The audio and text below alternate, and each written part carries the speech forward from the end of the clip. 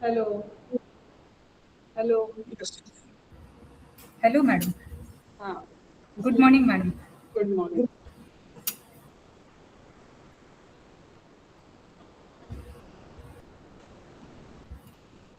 Please start. Uh, Good morning, everyone. It is my privilege to introduce our today's esteemed resource person, Dr. Dipti Patil, madam. She is a professor in the Department of Information Technology at Cummins College of Engineering for Women's, Pune, with over 23 years of experience in teaching, research, innovation, and academic leadership. She is a recognized PhD supervisor, has successfully guided 7 doctoral scholars, published more than 100 research papers, authored books and book chapters, and hold even granted patents along with several copyrights and funded research projects in artificial intelligence, healthcare, IoT, robotics, and space technology. Dr. Patil Madam is currently serving as a Dean of Student Affairs, is a member of the Board of Studies at Savitribai Phule Pune University, and a member secretary of National Committee of Space Technology, Department of Space, Government of India. She has received several prestigious awards, including the Most Influential Professor Award, Best Teacher Award, and International Best Researcher Award. Today, she will be delivering an insightful session on accelerating research with AI, effective, ethical, and responsible use of AI tools. Given her research academic and experience, we are certain that her insights will help us understand how AI can be used to enhance research productivity while maintaining the highest ethical standards.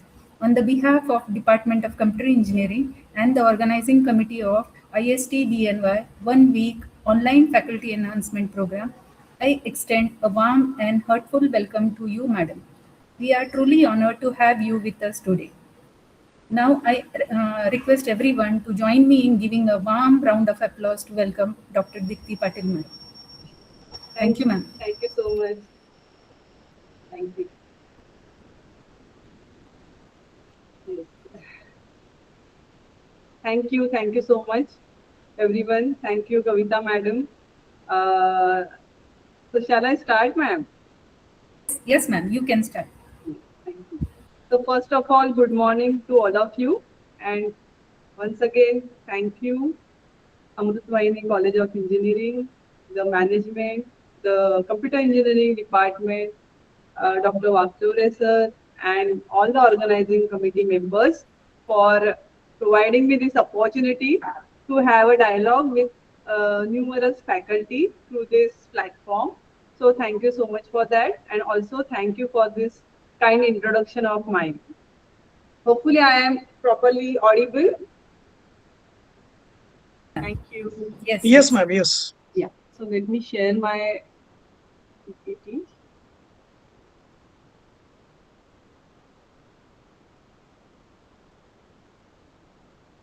So you can see this the way I have got this first slide, and it is really fascinating. So do you think I have put the efforts to make this animation?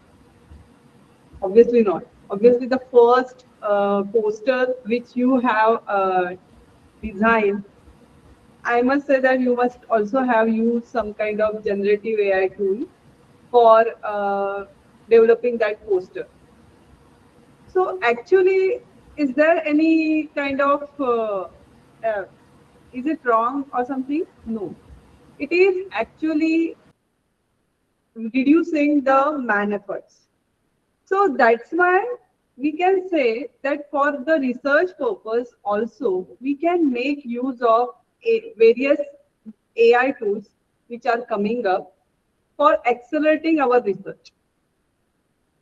And how to do that and how to use those AI tools in very much ethical manner.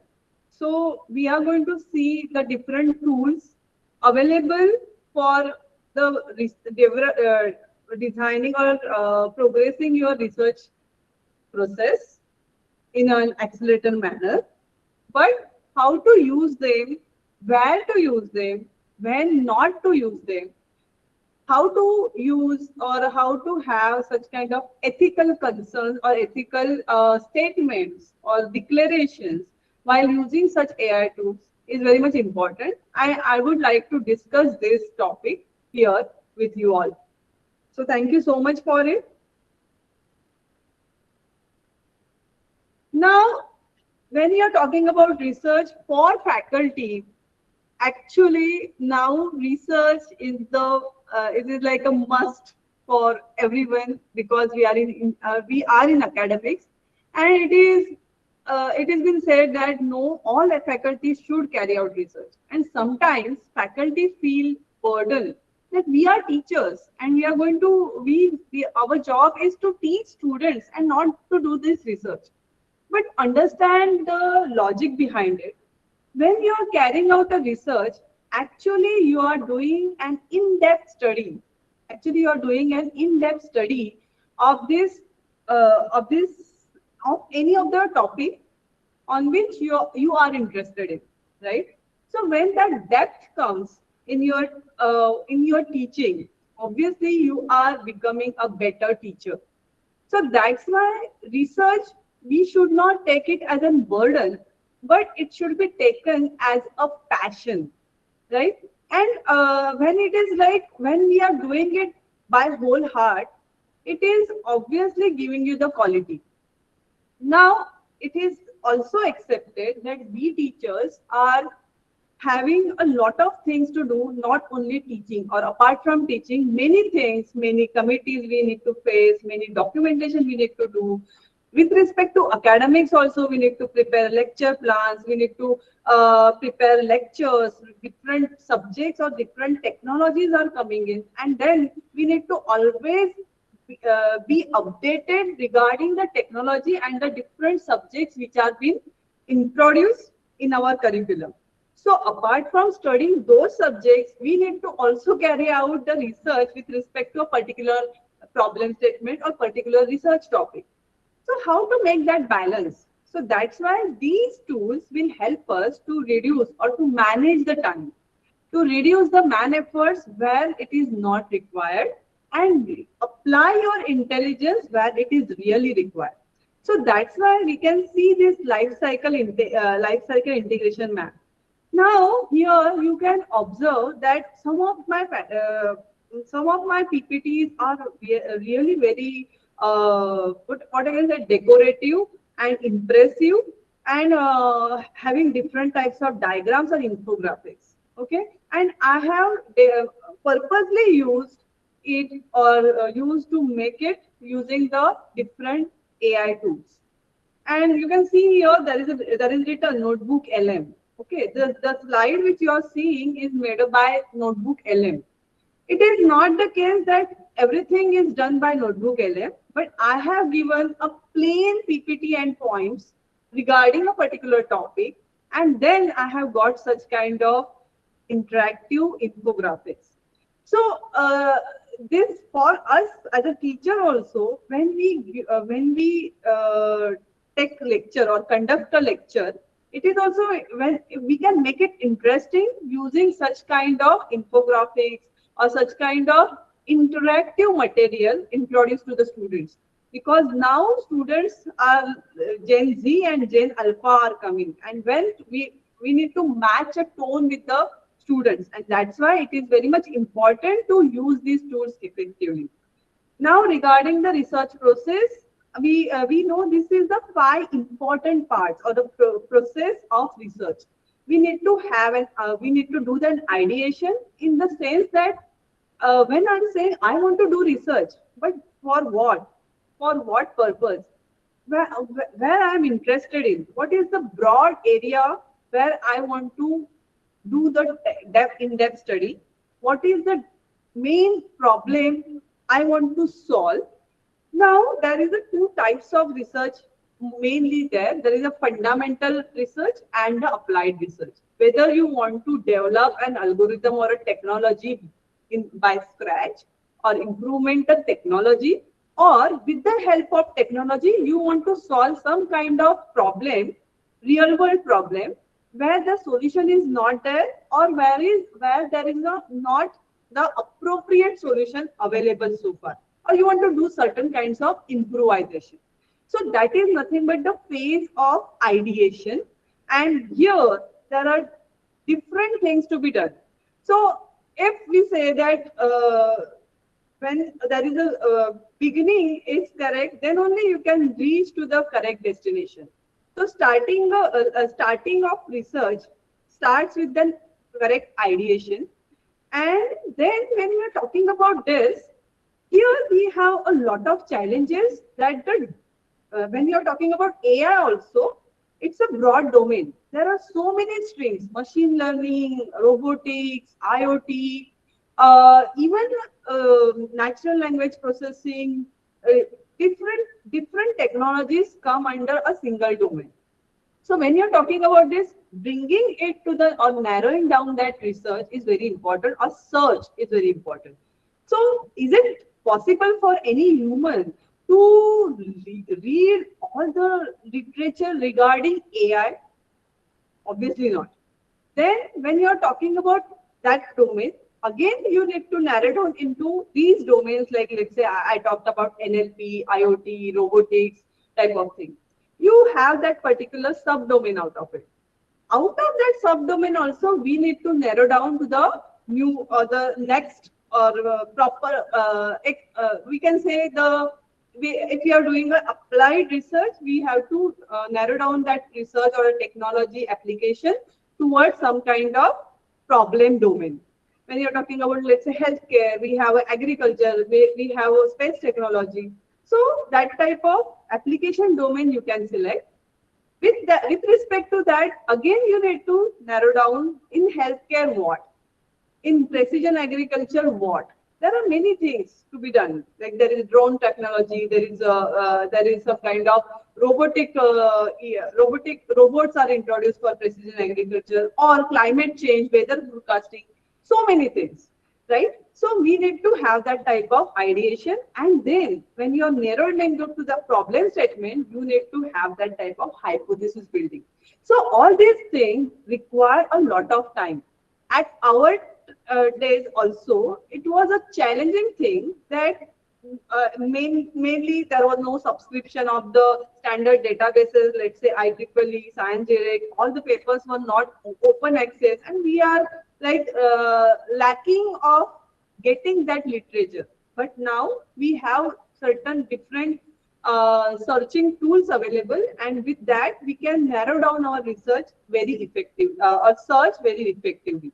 So ideation and literature review goes hand in hand.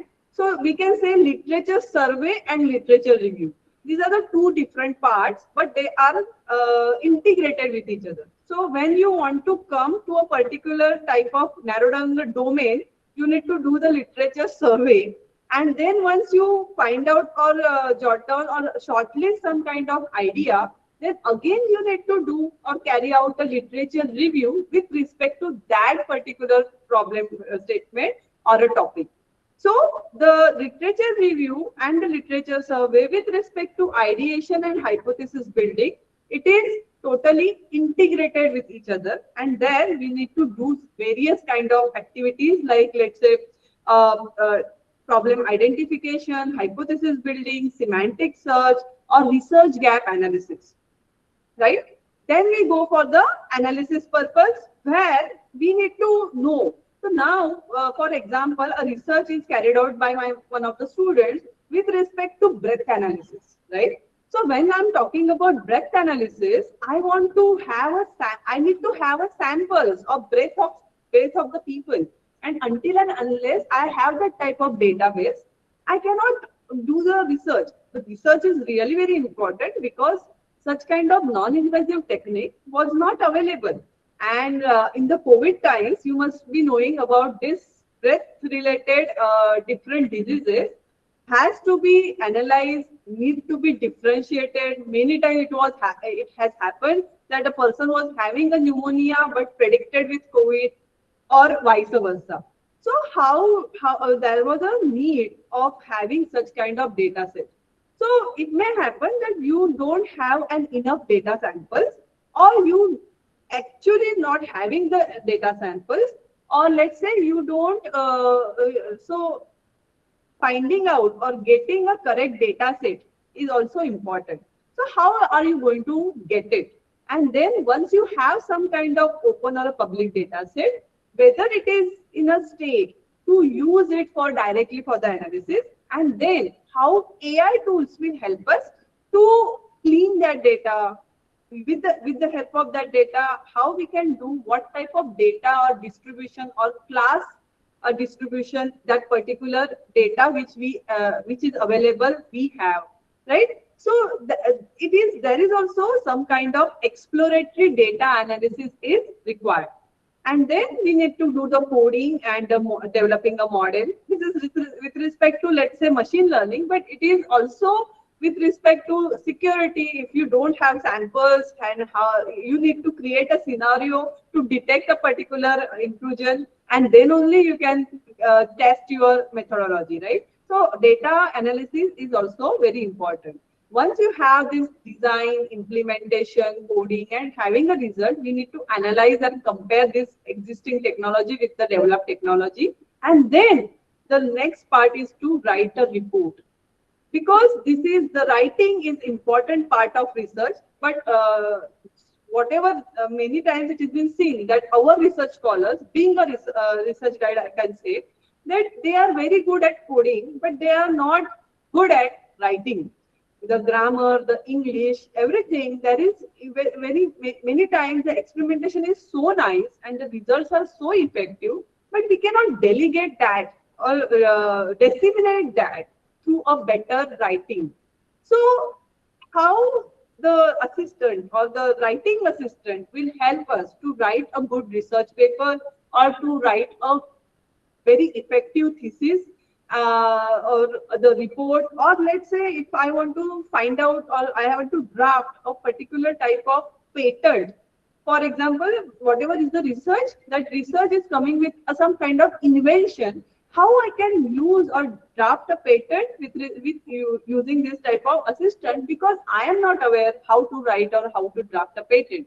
So that drafting, formatting, and fluency, if some tools can help us out in that, then publishing, there is a lot of challenges. Every researcher is getting that. What I can say is, like, I am writing a paper, but it is not getting published. It is not what I can say. Every time I'm getting a rejection in a good index journal. So good, or I can say quality index journal. So publishing is also one of the important metrics for our, we being a faculty. We see that now API is being affected by the journal publications, even NIRF ranking, NBA, all of them require that faculty should publish their research finding in a good journal or a quality journal. And here also faculty are finding problems where these AI tools will help us to write the paper aligned to the particular journal. It may happen that sometimes the research paper is written very well, but it is not. Many times the rejection is like it is not aligned to the what journal is expecting, the journal objective. So how a single manuscript we can easily redraft or align it to the different journal requirements. That is also required, and that there also we spend a lot of time. And these type of AI tools, which I am going to discuss, will help you to publish in a good research or index journals. I'm just going to discuss it. I don't have time to everything I can explain, but still I can introduce faculty that such kind of tools exist, and please make use of it. So we can see here, if we elaborate more, we can say the problem identification, topic modeling, and research gap discovery. So here, in all these 7 cases, we can make effective use of AI. Topic modeling or research gap discovery, semantic research, citation mapping, paper summarization, research design, where hypothesis generation and variable identification. automated collection, missing values if there are any, imputation or outlier detection. In case of like many times the data is not clean, there is and because of that type of outliers, we get some abrupt results. So how AI will help in all these stages, even analysis and modeling, where not just you're building a model, but model should be such that it is very much explainable. It will provide you, give you some glimpse of statistical analysis. Many times it is like we don't need to code anything. We can use directly libraries for the algorithms, and we can just tune the hyperparameters, and accordingly we can get the answers or analysis. Then writing assistance, translation, and figure generation. As we said that there are different infographics, so you can give a preliminary what I can say an image, and that can be come up with different AI tools in a very impressive infographic. So that is very much important how to use it. And then peer review, when you are saying that I want my paper to be accepted in a good or quality journal paper, so how it will help us, or the AI will help us in similarity checks or reviewer suggestion. What kind of reviewer suggestions I may get from this type, from the written manuscript. So in these all seven said, AI will accelerate the mechanics of research, but here the precaution is the human researchers remain the ultimate decision maker and validator at every single. So that is very important. So we will discuss different tools available, but don't use those tools as is and just get the AI generated manuscript.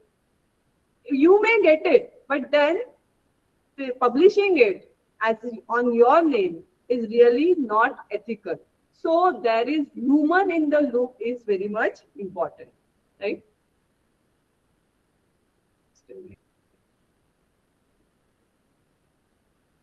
Okay. So let's see one by one what are the different tools available, AI tools available. So when I was talking about ideation and hypothesis building, the toolbox maybe we all use ChatGPT, we all use Gemini or Claude. So these are general purpose LLMs. So for initial brainstorming or refining some kind of research questions, okay, obviously we can make use of this type of ChatGPT. Now, in this, the listeners, some of you may be the research supervisor, and some of you must maybe carrying out your research, right? So, at both sides, as a research supervisor, if I am knowing these toolboxes, I can guide my students in a better way. And the research scholar, if they are knowing such kind of tools, they can use them for their effective research progress, right? So let's say ChatGPT and everything there. So that is one more tool is that is undermined. It is also a specialized AI research assistant, so that we can define the specific research question and discover initial papers. So many times it happens, we go in IEEE Explorer, we put some query, so many papers comes up, and we don't know what is, how many papers are really relevant, whatever we are searching for. So can that type of relevant papers be retrieved using the intelligent techniques like AI tools that will help us to get the summaries first. So initially when we used to carry out some kind of what I can say, when we used to do the research, we have so many papers, and then what we need to do, we used to do is like take a printout, have some pencil in hand, and then just read abstract, then read the future scope, read some kind of results and discussion and conclusion. So always we used to advise students that don't go and read the whole paper because it takes time, and it is always like we go in, like it becomes a sleepy thing that we cannot read the whole paper. So in that case, the abstract and conclusion were the main thing we used to advise students to read it. So now, if from those abstract and conclusion, if we can get multiple or hundreds of papers which are relevant to your topic, we can extract and get the summary out of it. So if it is possible, these tools are helping you, and they are now using the Semantic Scholar or Explorer as their best databases. So you don't need to go to the Semantic Scholar and read the papers, but you can have your specialized query, what you are actually searching for, and then you can have that type of summary in one go. So that will reduce your man efforts. So what is the acceptable technique? So I am discussing the research also, and also discussing or AI tools for research also, and also discussing how ethically you can make use of it. So what is the acceptable one? We can use AI to challenge your assumptions. So we are having such kind of thing using. So many times I have seen that students are like, there are two techniques. I will just combine it and I will show this combined result are really very good. Okay, but that is not actually the thing. Many times it has been seen that we take this problem statement, that deep learning technique for this purpose. How you have decided before doing the research that deep learning will be the best technique for solving that problem? It is a research. So you should have that hypothesis building that I'm saying that this healthcare problem is solvable by this deep learning technique. Now this is like a null hypothesis. Whether to accept it and reject it will be like a your research journey when you will do some kind of experimentation. And then you need to decide or take a decision and give a conclusion, final validation that yes, this is whatever I have said, that yes, that particular healthcare problem can be solved with deep learning. But there can be other way also, that this healthcare problem can also be solved with, instead of this high computational algorithm of deep learning, it can be solved with SVM. Why can't it be? So that type of research perspective students should have, and that time research supervisor should guide them, that then don't do like two techniques I have combined and now this research is done. Don't do that. Being an RRC member also in Pune University, we got so many topics to approve, and then we are really very much surprised that why they have written directly writing a particular model also, that with this model we are going to do. So what is then research? You have already concluded your research, and that is not actually expected in research journey. It is like you are actually finding a black cat in a black room. So you cannot directly find it out. You need to search for it, right? So that is like evidences is important. So the boundary is, don't rely on general LLMs for like directly a conclusion, for factual source discovery without verification. Okay, they will always there. You must have seen that there are certain kinds of hallucination occurs in this. So one event was there, like one incident happened that there was a subject which is first time introduced, and being an autonomous, we have drafted a syllabus. I have drafted a syllabus, and then I was not knowing about the whatever are the recent books available for that particular subject, because it was first time introduced. So at that time, I have made a query to ChatGPT that please give me the reference book for this thing, and he has directly listed the whole book with the ISSN number, publisher, year of publication, everything. But then when I verified it, such kind of ISBN was not existed, or the ISBN was there, but the book was something different only. So I will always advise faculty that don't directly believe on the results of these AI tools. Always there should be you to validate it, to verify it, whether the citations are correct, whether that particular thing is actually taken by that particular citation. So false citation happens, that is kind of a hallucination, and we should take care of it. Otherwise, that could be a reason for rejection of your papers or thesis. So that should not happen actually. Now, for literature review analysis synthesis, there are certain kinds of tools which are available. We have SciSpace. You can. I'm just introducing. You can go and see these type of tools which are available. So SciSpace is one of the tools which is used for primary function, is like a reading and synthesizing, and they get the data sets from the other papers. Why I'm discussing this? Like mainly when you start your research journey, you need some kind of research literature or research papers which have been published. They have already produced and evidences for a particular study.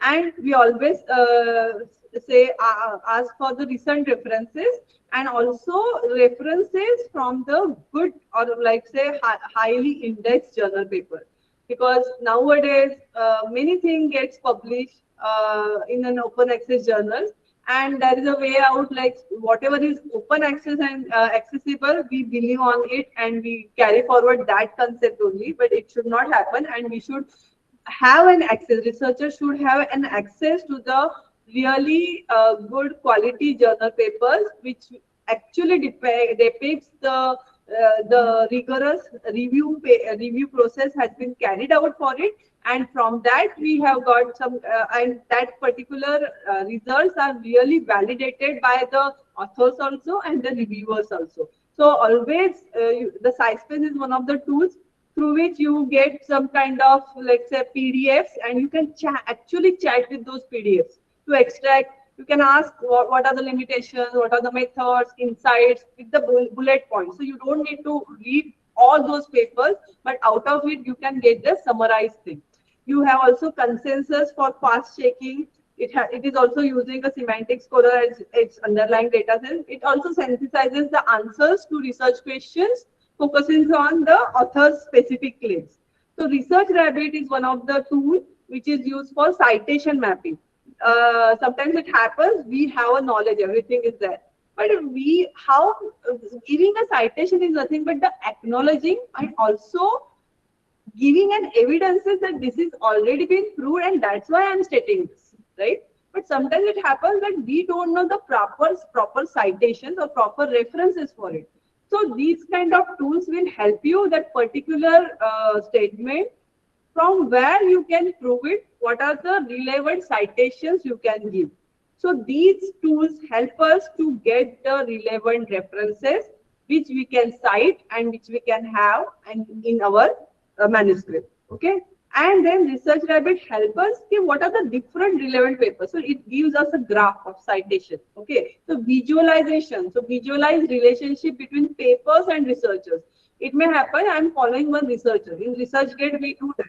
Okay. So some of the researcher who is actually working in my domain, I will follow him because I will get the relevant paper publication which are in that particular domain. So same kind of thing, you can map those researchers in this, visualize it and find out the relevant papers. So that is used with the help of Research Rabbit. Even Elicit is also one of the tool, which is an AI tool, which is available for information extraction. And it again gives you the summarized way of doing it. So extracts and synthesizes it key data points across multiple papers. Elicit is helpful. Cite is also a citation context, and if you use shows the articles, provides the supporting or contrasting evidences to a claim. Now, we have though we have these tools, okay. Only like initial days in Google Scholar, we used to put a keyword and we used to find out the different relevant sites, and then we need to explore it, and then we need to see whether it is actually relevant to whatever is the query is. Now we need to be a very smart as a intelligent faculty or a researcher. So to gain a research excellence, just doing a keyword-based search will not help you. These tools are very much powerful, and we should also test them or stress test them in a way we can ask questions to them. So we faculty are really very smart. We all can always test whether student has actually done it. So similar kind of thing. The smart way of asking is like a prompt engineering. So prompt engineering is becoming a different branch or the different course where you should learn that how to smartly ask questions. Until and unless you ask questions, you are not going to get the relevant answer or the specific answer. So always say, come to the point. Why you are telling everything Java? So that should not happen, right? So prompt engineering is very much important. And then Even you can ask your AI assistant that draft a question that I want to do this. So draft a prompt for me, and you can get those prompts from these AI tools, and then you can ask a query for the other tools which are actually specialized for the specific purpose. So I just said that ChatGPT, Claude has different skills which you can add up or design up. So this they are actually you can be used as a general purpose LLMs also, and also specialized LLMs. Okay. So here the art is what? Drafting a correct or smart questions. Now, for example, let's say we need to do the literature review or a discovery phase we are in, and then we should not do like searching the keywords. So we should use AI to search for concepts or evidences or citation networks. So prompt should not be like, let's say, for example, I am doing, I have one funded project of telerobotic surgery, right? So I will not just write secure telerobotic surgery. Otherwise, until I have to ask a question where I have, let's say, I will upload some kind of relevant papers, or I will say that get only peer-reviewed studies from last 5 years only, and then you ask question that what are the different findings, what are the contradictory viewpoints, and get a particular type of comparative table. Okay. Yesterday only I had taken one workshop for Pune University people for seminar, right?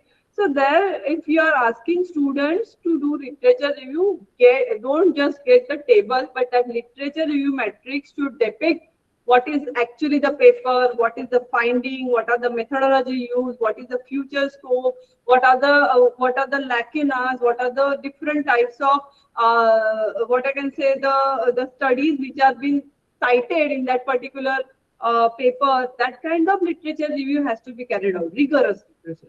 So I will just show you one demo. I should not do this thing, like I should not give just lecture. I will show you one, 2, 3 demos of this research tool. This is one is the consensus.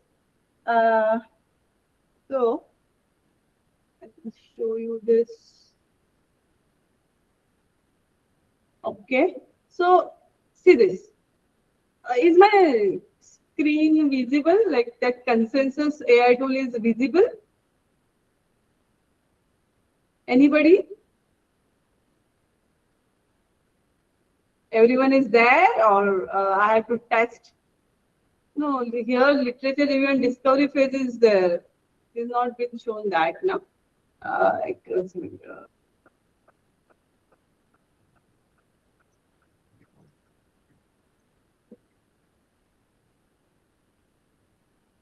Is it visible, madam? The AI tools for this No, consensus. consensus I wanted to show actually.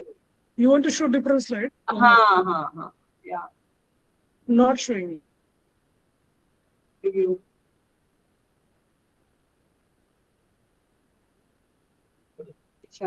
Okay. How to security plus. Just a minute. Huh?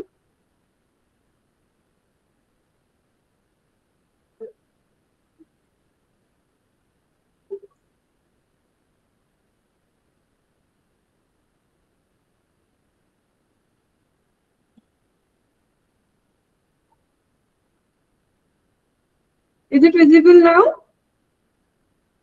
Yeah. I think. Yes, yes. Yes, just a minute.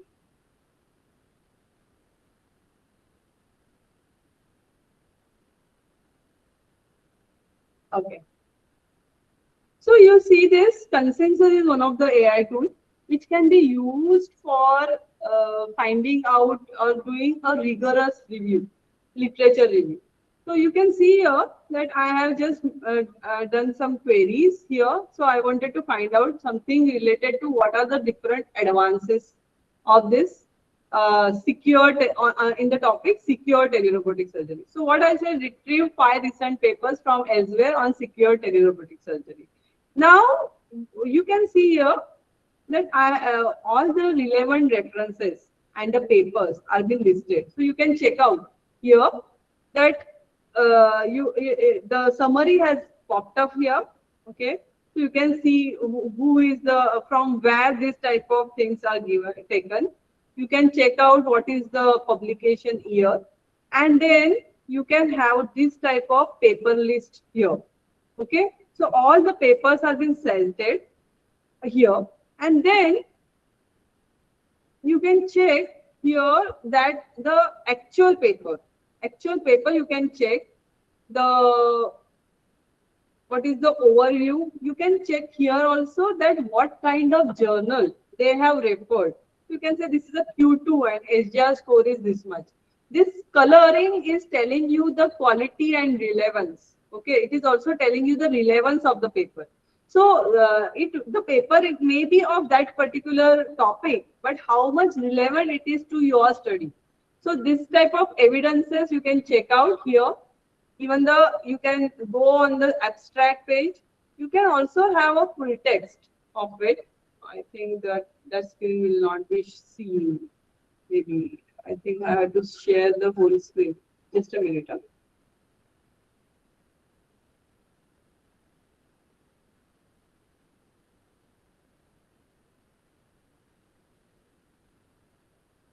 For time being, I will share that. Okay, so see this. When I did this, okay, and I just said full text. So I could go onto that particular journal and see that particular paper. Okay, and even it tells us that whether that particular whole text is open or not. Even no, see this. Okay, so I can get the whole things, even highlighted code for it from this, and my work is getting reduced with the help of this, and I can use these papers for writing my research paper, and also I can get a recommendation for that particular topic. Okay, so here also they are giving me the prompts also, that what I can ask later. Can I reduce latency in telesurgery system? Let's see this. So I will ask this question. So now I was talking about the prompt engineering, right? And then we are not, if we are not giving a correct prompt, it was not it was not possible to get a correct answer. So now this type of tools are helping you to write a correct prompt also. They are suggesting the prompts. So you can check. I have just asked this question that can AI reduce latency in surgery system? It is giving me this, and this is the beauty of this consensus tool, that it is giving me the consensus meter, that whatever is the conclusion I have got, what is the based on how many papers, what is the confidence behind stating this status. Okay, so and then it is also showing us the relevant papers here. Okay, and even it is giving me whether that particular full text is available or not. So there are many papers, and you can see that they are just stating the whole thing, that how many citation it has got, what is the paper publication year, what is the author, who is the author, and accordingly you can get. And this consensus meter is very much helpful to you for doing the validation. So I always say that though they have given this type of assistance to you, taking the right decision always remain at the scholar.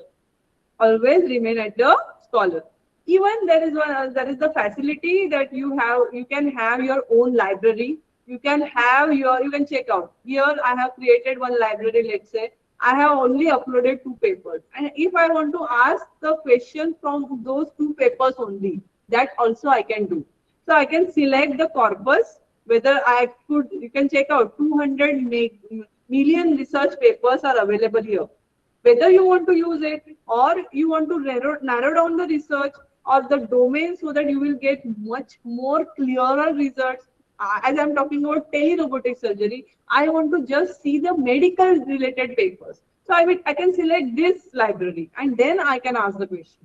So this is way how you can use it for the thing. One more good feature for this consensus is this citation graph. Now, I think I had made that citation graph for telerobotic surgery. History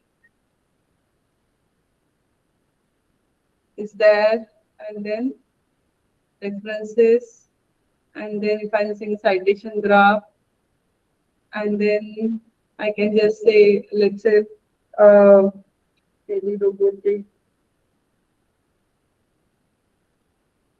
surgery by the party.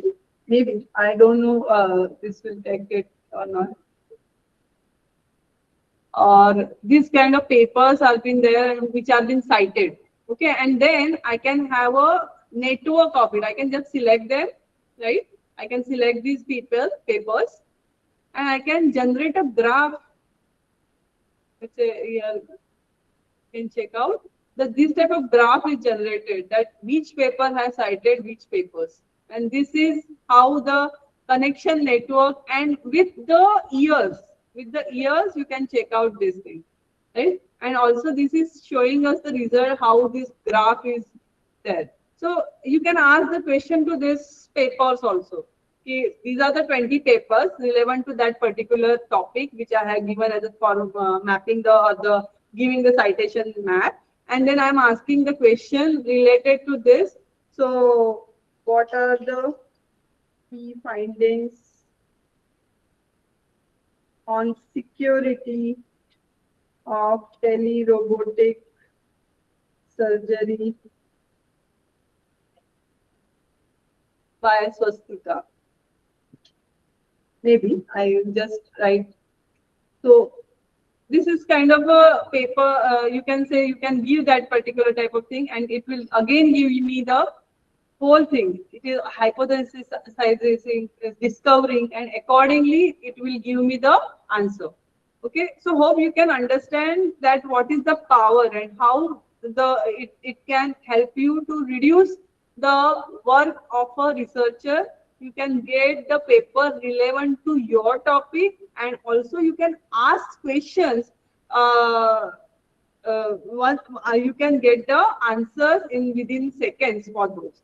So these are some of the tools. Even there was a filter, no? So there is a filter which can be used. Tastika review finds telerobotic surgery security depends on secure network, haptics, and training, but evidence remains limited. So you will get also that type of limits and context, what is there. So from this also people or the students can make a lot of and get a good literature review paper. So obviously this can be used, and then this can be used in a, so I can say consensus meter. I can check out what are the facts which are being stated are correct or not. What is the confidence, right? So that is there. Even there is a filters that can be applied, so you can check. So based on 8 evidences, we cannot have that particular conclusion. So this type of thing will help researchers to do the things. Here there was a filter also where you can select only journals of Q1, Q2 ranking, or only years you can mention that up till 2025 only the recent papers I want to see. So that type of only the literature will be cited, and from that the conclusion will be given. Uh, yes. So hopefully you have understood this. Now again I will switch to my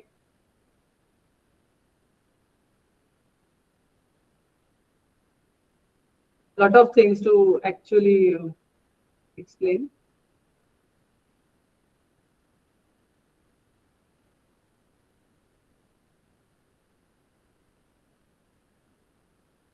PowerPoint is there. Okay, sorry. Yeah. So that is one thing. Yeah. So similar kind of thing, Elicit is also one of the nice tool where you can make use of it. Even Research Rabbit, just I said, the citation mapping which I show you for consensus, same kind of thing you can get with Research Rabbit AI. Every tool has its own pros and cons, and sometimes some of the features are paid, some of the features are free, and accordingly you can make a decision that which AI tool I can use. I will only advise you that always be aware or beware of uploading your unpublished content on the AI tool. So that is very important thing, because once you give it in the public domain, then there is a risk of getting into public domain. Maybe that is your patentable work, invention. So always be cautious what data you are uploading on the AI tool. So that is kind of an ethical concern. If sometimes you upload some kind of report, there are phone numbers or names of students you can upload. Sometimes you create some kind of let's say course outcomes, course mapping. You want to calculate some score. That time it happens, but we, being a faculty, we need to take care of it. So this is one of the example. I thought that if I could not give the demo, you can check out this consensus meter. Now the next part is the deep sense synthesis and pattern recognition. Here also we can, how we can give the prompt. Let's say I have uploaded 15 papers, analyze their methodologies and identify any recurring research gaps or limitations they all share. So this is kind of a thing you can do rather than asking just summarize individual PDF. So that will take time again. So individual PDF summarization, instead of say 15 papers summarization, what can you can give a comment on. But I will always say that when you have such kind of thing, you need to validate it. Don't just draw conclusions based on AI tools. You need to be there in that human. Otherwise, what is your contribution and what is the your intelligence you are going to use? Now here also, I would like to show you one demo of Notebook LLM and how it helped me creating various slides, or let's say even asking questions or uploading the research papers. Now, what is the difference between this and that? This consensus also, I show you that feature that you upload a mile in the create a library of your paper and ask question to those specific papers only. That is also possible with the other tools like NotebookLM. So that NotebookLM is also giving you the feature of having such kind of questions personally asked for the uploaded material only. So what is the difference? NotebookLM does what? It just give you the conclusions, give you the explanation based on the material you have uploaded on NotebookLM. Okay.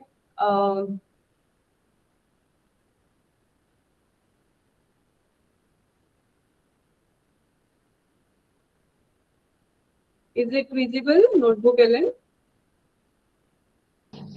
Yes, ma'am. Yeah. Okay, sir. So here you can see. Thank you. Yeah. So here you can see.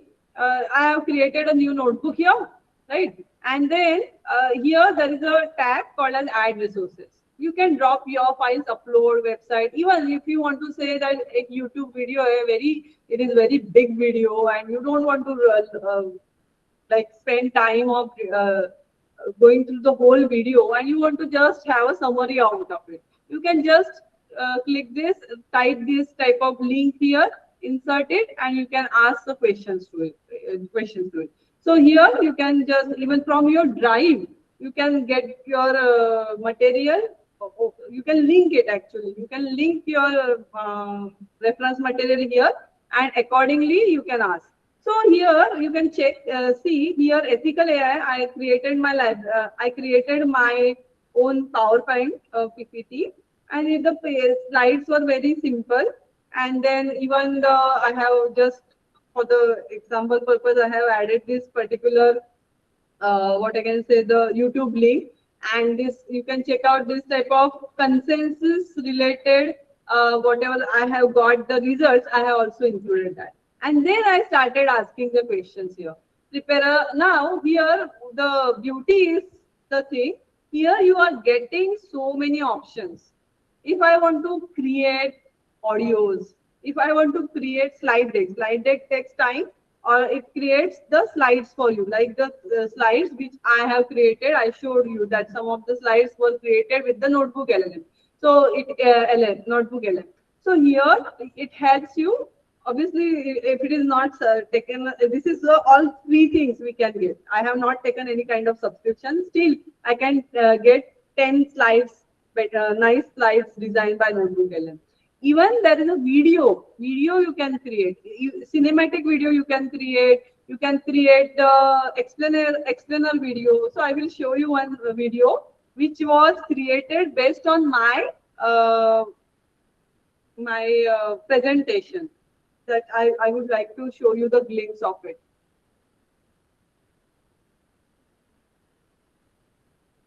Welcome to The Explainer. Today we are exploring a massive shift happening right now in academia. I mean, we're standing squarely in the middle of the AI research revolution. The tools we have available today Some of the PPT you must have seen from the decade-old strategy. Yeah. And 6, best. That ensures you're only looking at high to peer review. Such a good, AI thing acts as a I will be powerful explaining. enabler at every single Yeah. step. It helps with So semantic this search, is- data cleaning, this video statistical is analysis, the generated whole shebang. from my But notice the PPT very center of this and ecosystem. explainer video It's the with human NotebookLM. average Right? container and a warning this. beacon. The AI's creator filed patents globally, naming the AI as the sole inventor. And the Instead of result? giving It a was one-hour rejected lecture, almost you can everywhere. just The share US, type of UK, external Europe, video Germany. to the Why? students. Because under And current it's patent law, really- an yeah, inventor it's the must free be a version. natural human This thing person. is Human created inventorship the free remains version. legally essential So on a that is global the scale. beauty, that The reason AI NotebookLM cannot be an inventor or an author implement really or, boils down to get this such core kind of principle. external video. Authorship Sometimes isn't it does just about not, sometimes it doesn't give the nice one, but I have just uploaded my one granted patent to explain it. Okay, that also they have created a very nice video of it. So it will also reduce your time to create videos, explainer videos like that. So do use this notebook LL. Okay.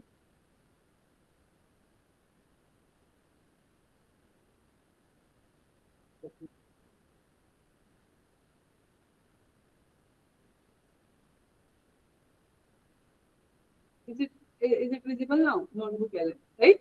So here you can check. That was this, right?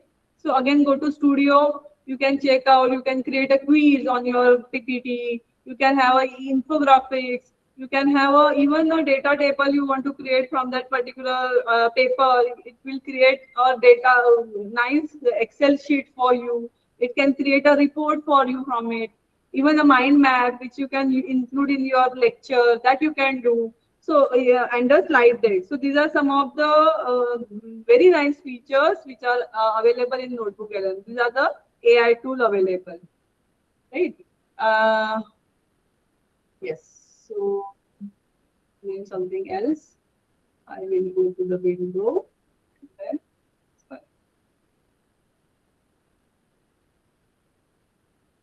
So hopefully my presentation is again visible to you people. Okay, so this is a prompt for this and how notebook LM can be used for synthesis and pattern recognition. This is the AI tool. Yeah, here you can upload your 15 papers and you can get a report out of it. So it is restricted to the what material you are uploading, and based on that you are getting it. Next is data analysis and tool bias trap. Here you have to take care that a weed note is one of the tools. And here in data analysis and the thing, mainly when you are carrying out a research, you need to see that whatever are the conclusions you are getting, okay, they are not biased. So sampling, population, and sampling mean, population mean, what are the measurements, whether they are same, or there should not be any algorithmic bias. Many people say, no, I will be use deep learning. That is a bias actually. You should not use, say directly to that. You should compare and use. Sometimes it happens that you are going to take some samples, you want to show credit card fraud happens. So you only take those samples which are related to credit card fraud, and there can be some kind of anomalies also. So when you are drawing a conclusion, it should not be like whatever you want. Accordingly, I want a result to be described that yes, this technique is giving me 95% and others are giving me 85%. Actually, researchers or students do such things. It should not actually happen. So, and then even when you're taking a help of AI tools, it also happens that if you're saying consider only these 15 papers and draw a conclusion, obviously you're going to get that bias of 15 papers only. So you need to check that there should not be any bias. In a data bias, AI processing is that is one of the challenges that this AI tools, whichever you are getting, are like they are black box. They are directly drawing a conclusion. But on what basis? So obviously you need to have some kind of responsible AI to be used, that is explainable AI. That's why that concept is coming now. The thesis topic which we get is now people add that explainability in that I am going to explain it, and all the people make use of SHAP and LINE. But think as a researcher that what improvement you can make in SHAP and LINE. Thus, just using it for something already done is not kind of a research. Okay, so think about it that research is not just publishing a paper. The research outcomes may be your own quality improvement, knowledge enhancement. You can have a patent on it, you can have a startup on it. The high quality index journal, you can publish a paper on it, you can have an international collaboration from it. So just don't think having a degree is important and having a number of 2 papers completed, my PhD is over. Should not be the particular type of attitude, or actually you should not get into that. You should focus on the quality, right? So that is my insistence to you all people. So when you're talking about XAI give audio or text, explanatory AI will give you the variables which is actually contributing more on that conclusion. So based on that, you can check whatever are the features which are being used are really relevant to that particular conclusion. So many times we ask questions to the students that which are the features which are extracted. Now in deep learning, everything is black box. You are just giving an image data set and getting that final answer. Now, why that particular answer, how you have arrived to that answer is important. So what this Lime and SHAP algorithm does, it gives you that map of features who have contributed to that particular decisions to make. So it is like that. This is not XAI is not the AI tool I'm talking about. Explanatory is the type of what I can say is it's a methodology like a machine learning. Okay. So here for data analysis, you can have a prompt like here is my data set containing a particular variable and generate the best 3 professional data visualization that tell a compelling story about these results and explain the statistical test I should run. So this is the way how you can draft draft a prompt. So these one of the tool is Julius.ai. I cannot show the demo of everything, but this is one of the tools which you can use for that exploratory data analysis. Not necessarily other things, other consensus and everything can also be used for this. Okay. Now, this is an important and somewhat interesting thing coming out, that is a vibe coding. And we being a teacher also should be aware of this kind of technologies students are making use of. I just gave an example, or I just gave an assignment to the student and develop a mobile application for sustainability aligned to SDG goal. And these students were not doing anything during that mini project which has been assigned in lab. And on the last day, they are coming with a very good mobile application, and I could not say anything. And now how it happened? Students doesn't know to code that mobile application. They should have taken some efforts on it. But nowadays, this vibe coding thing is coming up where you do the tools like cursor.ai or Cloud, even Copilot. I will just discuss those different tools available where you don't need to do any coding. You have to just give a prompt of developing in a natural language. That is to also writing natural language that I want to design a particular mobile application for this, let's say, food waste management. Give me a mobile application for it. Right? The whole mobile application code gets generated, and you can just download the particular app and you can demonstrate. Okay, that is happening. And then we need to be very much careful. And that time we should be also aware of that this type of things are there. And we should test on students' efforts, students' understanding. We cannot stop them to use it, but when they are using it, how we can check on what are their contribution, what are their conceptual understanding, what are their efforts to redesign, debug, analyze, change, customize. So that is very much important. So, how rapid prototyping. So, research scholars for the people like we cannot implement each and every algorithm. It takes time. Now you can just use that thing that for this heart attack prediction. This the data set is allowed available. Develop a machine learning model for me. Give a code for it. Okay, or use any good machine learning model giving me accuracy above 90%. It will help you to write a code, the whole code, right? And then uh, you can just compare. But then data validation comes to the research scholar, because when you are going to publish, the copyrights will be given to the author and not the AI. Okay, so there are various questions comes when you are making use of AI things. So it helps you to rapid prototyping of research ideas. Data pre-processing and visualization becomes very easy. You can just write a code. I want to visualize, draw, write a code for generating a graph for comparing the results of these three models. You can get the direct visualization. You can get that image and you can include in your paper. Okay, that can happen, but the data should be yours. The experimentation should be of yours, right? So machine learning, model development, literature review, automation, debugging, and code optimization.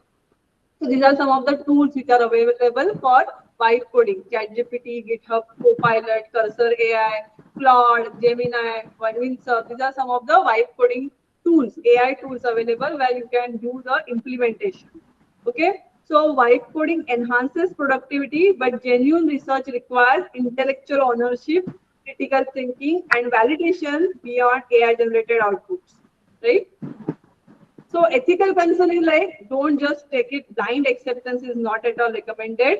Hidden bugs and security vulnerability. Many times it happens, such code doesn't work. That time students should be, or the research scholar should be able to debug that code, customize that code. So, and understanding of that code is also important. So that it is observed that it is not being understood, it is being just demonstrated. Should not be there. Even sometimes it happens that once that code is generated, you cannot reproduce it, because whatever is used at backend, you are not knowing it. So if you want to make any changes, it is not possible, right? So that's why reproducibility challenge is there in vibe coding. Even can be a potential plagiarism and authorship issue. Now here there is a copyright issues come into the picture, and it should not happen. Many times it happens that it was an incident with me that I have regarding my research. I have uploaded my own document. We submitted some report of algorithm. Okay, and someone else has taken that algorithm, just changed the variable, written a very good paper, and then publish it. And then when I tried to publish it, I got a plagiarism thing that this is already been published. It was really very shocking, where there was a 5 years thing. The efforts were there, and then the person asked me, "Why didn't you publish earlier then?" So this is the way people are making use of it. So we should be also very much aware, very much. We should also take care that such kind our work should not be taken by others without giving up credits to us. So that is the thing. Sir, time samplai ka? So, or shall I stop? I have a lot of things to discuss. Uh, so this is important. Then the writing and drafting. Here also I would say where you can make use of these tools: improving text fluency, generating abstract.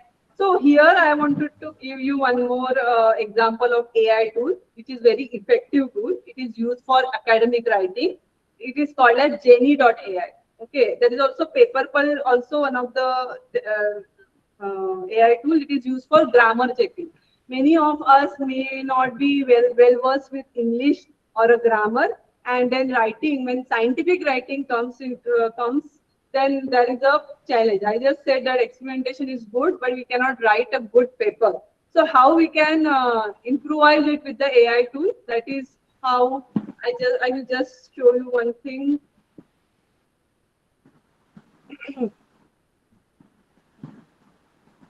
Jenny, sorry, the spelling is wrong. Jenni is the spelling of the thing.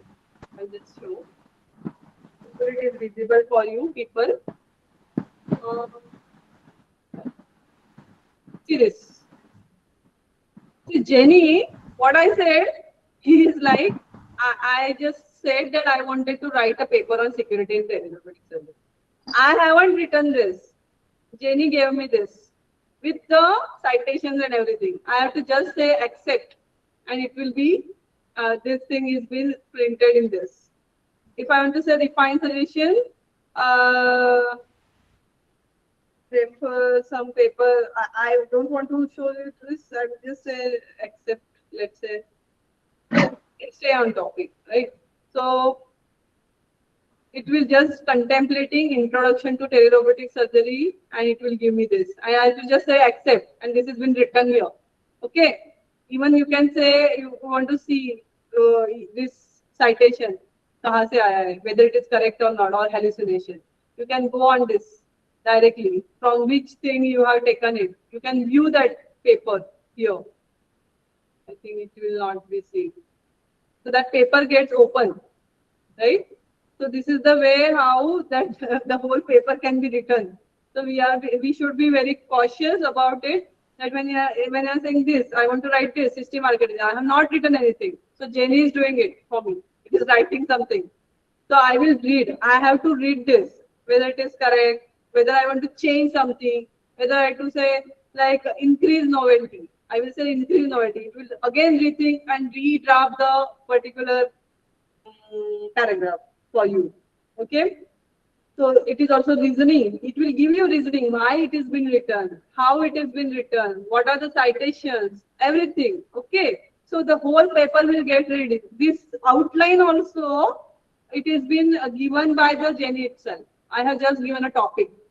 But then you can check if I am saying that now this is the paid version, that's why it is not showing. But you can also select this citation is there. No, I have accepted it, right? So once it is accepted, it will come in references station here. And I can change the reference styles also based on the journal where I am where I want to publish it. Okay. So that references style, APA style, different number of styles of having it. You can that. Then here claim confidence, peer review. These are some of the actually paid versions, but this is one of the very nice tool which is helpful to the researchers. So that's why I have shared this. Okay.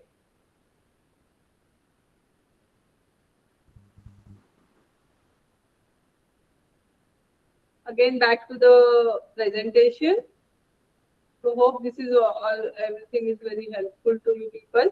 Now, writing, refining and pre-submission. So instead of asking AI to draft your paper from scratch, use it to stress test your arguments, improve your academic voice, and flag reviewer objections. Okay. Now, how to do that? This is like a role-based prompt engineering. Okay.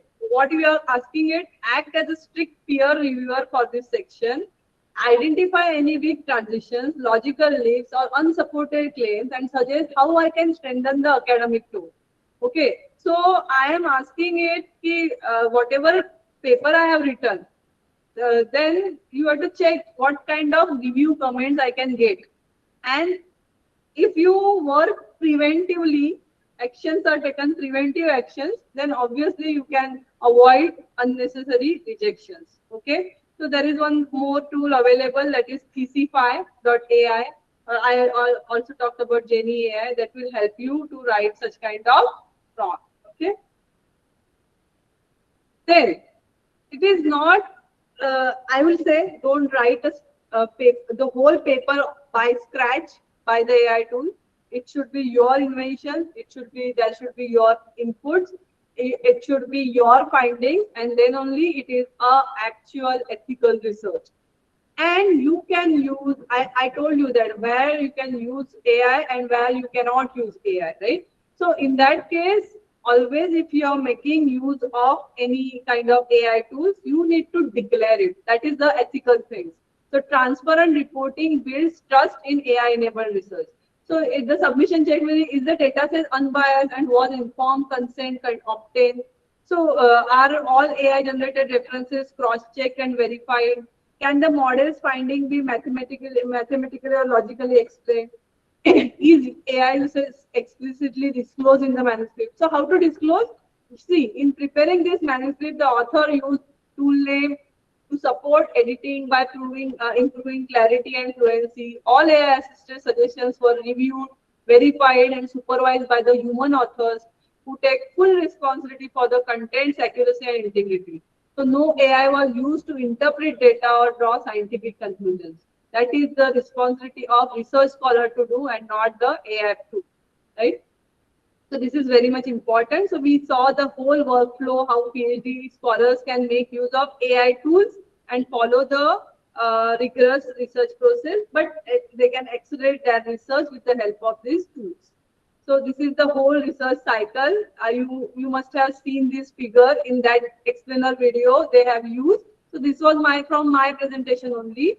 So this is the how we can say the ethical AI governance is important. So you need to see these pillars, which is called as FAIR-T. Okay, FAIR-T is like I can just show you that it is fairness, integrity, transparency, accountability, and integrity gives you the credible research that benefits society. So that is important, right?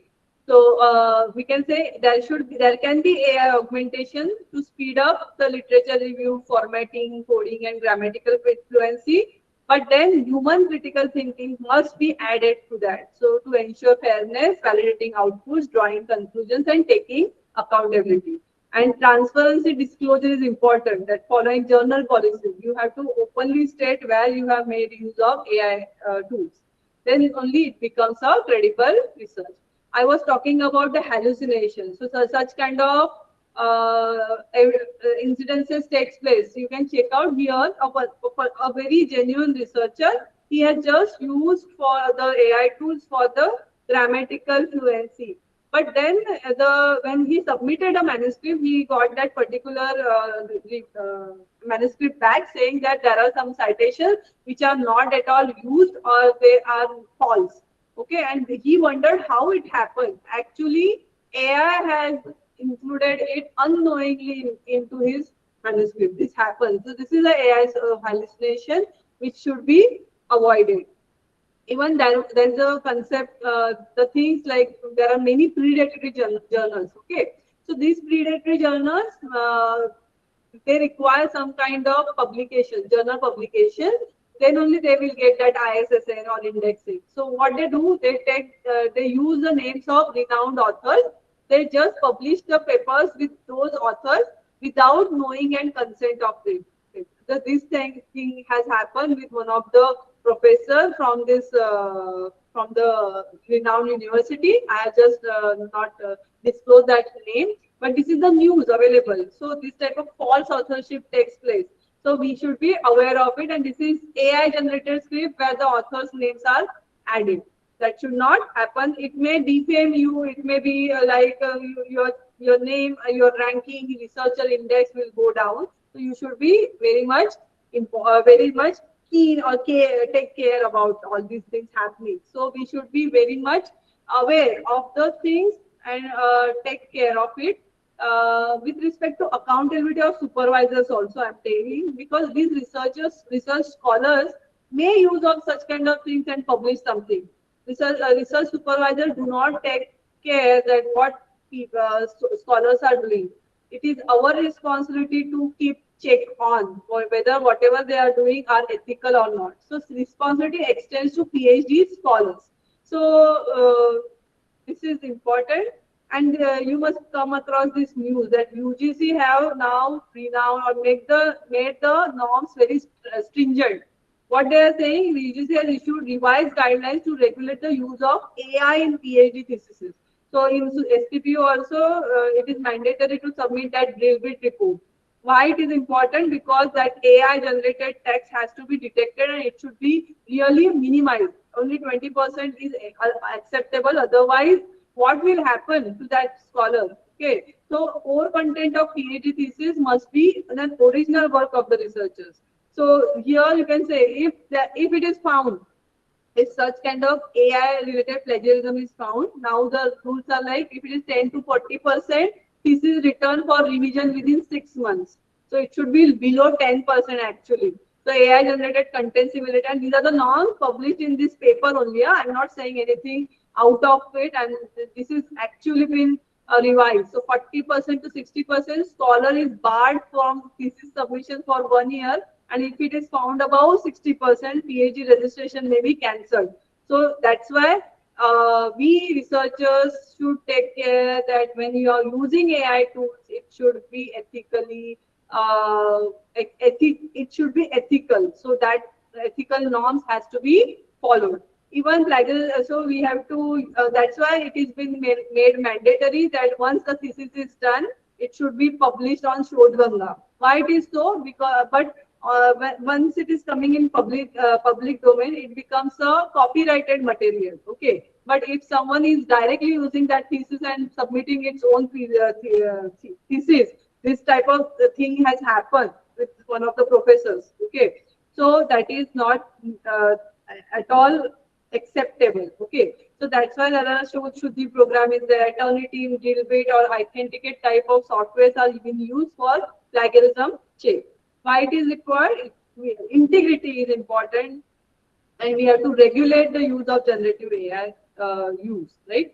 So you need, for ethical AI, respect human values, ensure fairness, protects privacy, maintains transparency, promotes accountability, and prevents harm. Okay, so you can see when you are talking about ethical AI, your just treat whatever outputs you are getting from AI tools as a raw AI output. Okay, and it should go through these 6 filters of fairness, transparency, accountability, safety, and human oversight. So fairness in the sense, as I said, there should not be a bias, data bias. For example, if you are saying a few years or few decades back, there were very less women in STEM, right? And then if you are using that data set and want to draw a conclusion that what can be the salary for a particular student who is girl, so that salary will always give you prediction that it should be a lesser than the boy who is also competing for the same exam. Okay, so it should not happen because let's say these companies are also using such kind of AI tools for deciding the packages for different colleges. Okay, so that bias should not be there. So fairness is important. Transparency, what type of on what basis decision making is done, what type of data is used is important. Accountability, like this is when you are publishing something as your research paper, it is you are accountable for it.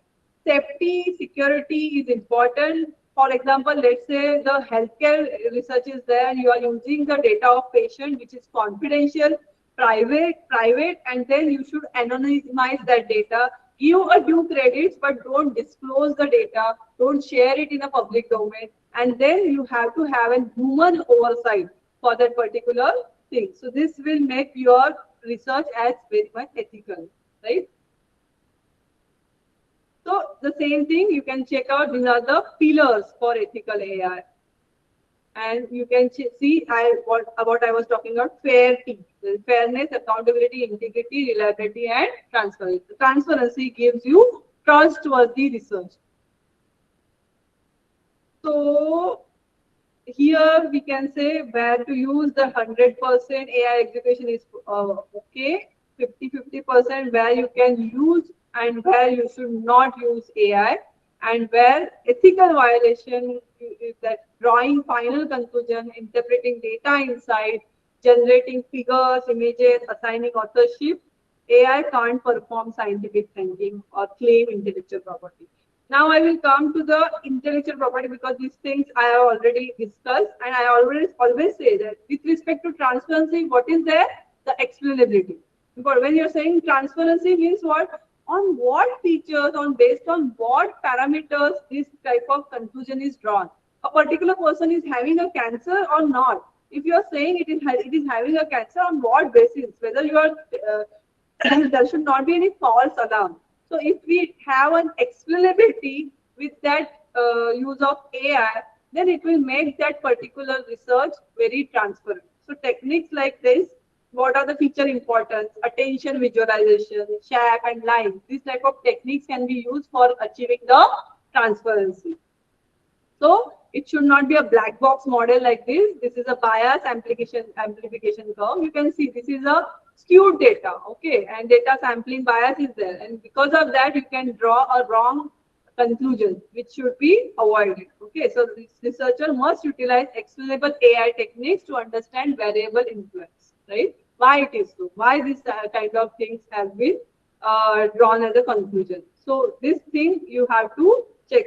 This is a ghost authorship is one of the things. When you are writing a paper with AI, it is and publishing it with your name. Actually, AI is an author, so AI is a ghost actually. Okay. Sometimes it happens that you are writing a paper and someone else have published it. Your student has not given a due credit to you as a guide, and they have published their paper. It is not allowed. It is not recommendable. Obviously, it is an ethical concern, and you have to keep check on it. Okay. Then so you have to be aware about AI generated papers, literary journals, manipulated peer review, duplicate publication, and many journals require disclosure of AI tool usage. So I think I have already explained this. So what are the do's and don'ts? Use AI for coding assistance and learning, validate all generated code and output, document AI assistance use, understand and explain generated solutions. Unethical use is submitting AI generated code, claiming AI generated algorithms, like that. Okay. So use AI responsibly. Okay. This is the do's and don'ts which are to be taken care while carrying out the research progress. So these are some of the checklists which has to be carried out or which has to be checked by the research scholar. Dataset unbiased hai ki nahi, what's consent obtained, are results reproducible, is AI use disclosed, can findings be explained, are privacy risks mitigated, have ethical approvals been obtained. So that is very important.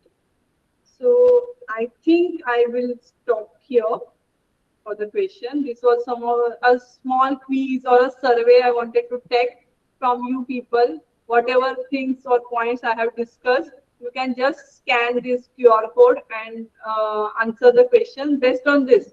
A PhD student uses ChatGPT to do this. What is ethical and what is not ethical, and what should be disclosed? What are the risks? Okay.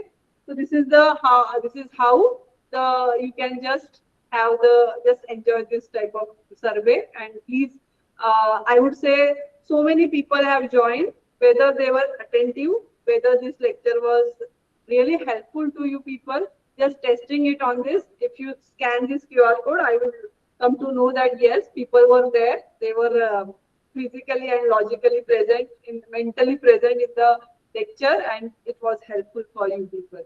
Thank you so much. Just a minute, I have many slides with this, but yeah, so you can say ethical AI was what values and principles should guide AI, and how do we implement and govern and enforce those principles in practice. These are some of the research things. Sir, do I have time, or I should stop here? Is it okay? Ma'am, how much time required to you? Because already we are having the break in between 1 to 2, and then we have last session. Okay, no problem. For 10 minutes, ma'am. I wanted to discuss this case. That is like, I am a patent attorney, so I wanted to talk about intellectual property and the concerns when you make use of AI. So here there was a case that one of the researchers developed one bot, or the bot who itself developed or invented two products, that is fractal food container and emergency warning beacon. So what this person did, this Stephen Thaler, he applied for a patent as an applicant, and the inventor, he wrote a name of that AI agent. Okay, it was an autonomous agent who created without any external inputs these two type of containers and a warning picker. Okay, then everywhere this patent got rejected, saying that AI can't be an inventor or any AI bot cannot be invented. Why it is so? Because when you are talking about autonomous AI model, actually, who is accountable if such kind of invention comes into the market and some kind of harm act occur, or if it is a type of a plagiarism or infringement, who is accountable? That's why it was denied. Okay, so that is the case about the copyrights also. When you are publishing something, you are getting a copyright, but if you are using something generated by AI, you are not aware that someone may have that type of copyrights with it or some kind of invention rights on it, and you are just publishing it as is. So it will be it may put you in a trouble. So you should be always be aware of all these things, and accordingly only ethically you should make use of AI. So this is a transparency note that I have also made use of for making this PPT, and referred different tools for generating these things. So this is a transparency note. Thank you. So I can say AI can accelerate discovery, but ethics ensures that discovery benefits humanity. Thank you so much for giving me this opportunity. Hope this lecture helped you and enhance your knowledge about different AI tools available for accelerating your research. Thank you so much.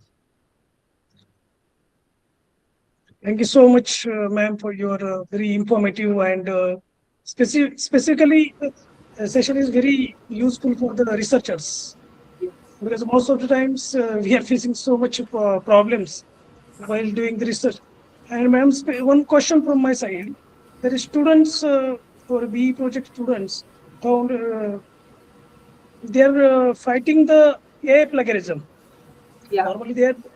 So any So that's suggestion why from I your said side? there are different plagiarism tools available. Yeah. So those tools has to be used. So we must make compulsory to the students to submit that particular type of plagiarism report. Here also there is a catch that people do paraphrasing. They use some kind of AI tools for humanizing the text. So these are some of the challenges. Then we as a faculty has to take care, and I just said that test on your critical that whether student has really have a conceptual understanding on that. Make some changes and ask them, or ask question in such a way that you can test whether the particular research is really carried out by the students only, and that type of critical analysis at our side is important to test it and keep that thing and keep certain rules for it. Like if this happens, if particular student happen to find doing such thing, what kind of actions can be taken? So that regulatory frameworks are there. Has to be there should be some kind of committee to check on it. Right? That is a kind of a thing called as AI governance. Now, I wanted to discuss about some kind of algorithm. So the research can also be carried out by the student, for research scholars. Regarding there is a paper mill detection algorithm is there. There are some algorithms which are developed, which are in the research that finding out a torture phrases. From that, you can detect whether the particular thing is paraphrased, it is really a plagiarism, plagiarized, or actually a real content. So that kind of research is also going on in AI governance. So that is related to responsible AI research, where who are planning to register for PhD, they can take such kind of topics also. So when you are talking, there is a fraud, there is a security algorithm. Same type of thing. If there is a use of AI, then there should be governance also. So both type of research is recommended accordingly. Okay, thank you, ma'am. Yeah. Thanks. Kavita, madam, please. Yes, sir. Good afternoon, everyone. On behalf of the Department of Computer Engineering, Amrutwaini College of Engineering, I extend my heartfelt thanks to our esteemed resource person, Dr. Dipti Patil Madam, for delivering such an insightful session on accelerating research with AI, effective, ethical, and responsible use of AI tools.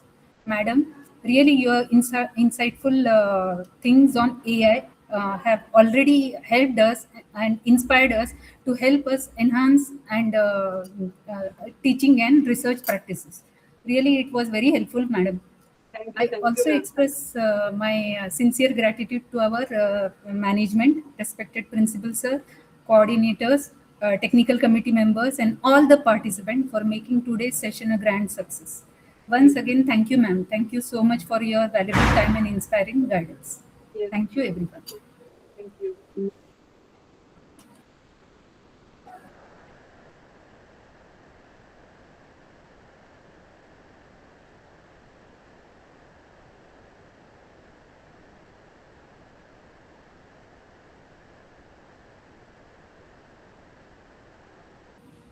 Feedback link has been shared, so everyone can fill the feedback form.